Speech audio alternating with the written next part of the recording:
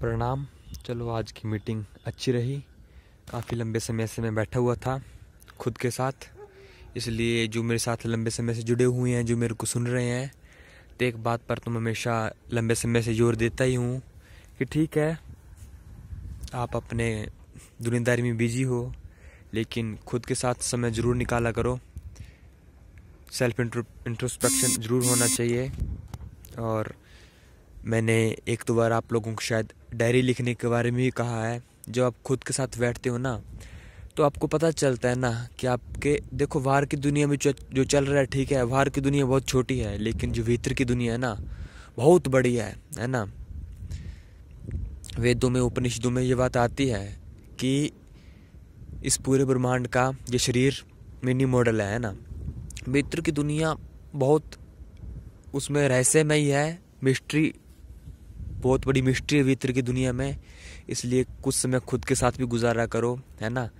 तो देखना, आपको पता चलेगा ना, आपको ज़िंदगी की गहराइयाँ समझ आ गई। मैं लगभग 5-6 साल पुरानी बात करूँगा, शायद उस वक्त मैं 11th में था। तब मैंने एक लाइन पढ़ी थी, उसमें एक आदमी बैठा हुआ था कहीं पहाड़ पर अकेला। उसके ऊपर लिखा हुआ था, great minds think alone, great minds think alone. यानी कि जो आज तक महान पुरुष हुए हैं ना, वो एकांत बहुत रहते थे, है ना, एकांत सेवन बहुत करते थे। हमारे ऋषि मुनियों ने भी शास्त्रों में इस बात को कहा है, एकांत सेवन, एक योगी को एकांत सेवन करना चाहिए, है ना, एकांत में रहना चाहिए। ये बड़ा ही साइंटिफिक है ना। जब हम अकेले रहते हैं तो माइंड शांत हो जाता है, और शांत माइंड से हम क्लियर से देख पाते हैं ना कि हमारे मन में क्या चलता है, हमें क्या करना है, हमारी ज़िंदगी किस डायरेक्शन में जा रही है, क्या हमसे अतीत में गलतियाँ हुई, है ना। इसलिए खुद के साथ समय जरूर बिताया करें, तो आपको बड़ा ही अच्छा महसूस होगा। और बड़ा ही अच्छा मौसम है, ठंडी हवा चल रही है, उत्तराखंड की पहाड़ियाँ, है ना। तो इधर आसपास जिलों में तो बर्फ़ पड़ती है, यहाँ मैं अभी हूँ वहाँ बर्फ़ नहीं पड़ती है। तो उन पहाड़ों से इधर हिमालय पड़ जाता है, तो ठंडी ठंडी हवाएं आती हैं। तो बड़ा ही मैं तो खो जाता हूँ इस परमात्मा की अद्भुत सृष्टि में। जब ये हवाएं बॉडी पे आके पड़ती हैं तो लगता है वाह, क्या गजब की प्रकृति, उस परमात्मा क्या ना, क्या रचना बनाई है उसने।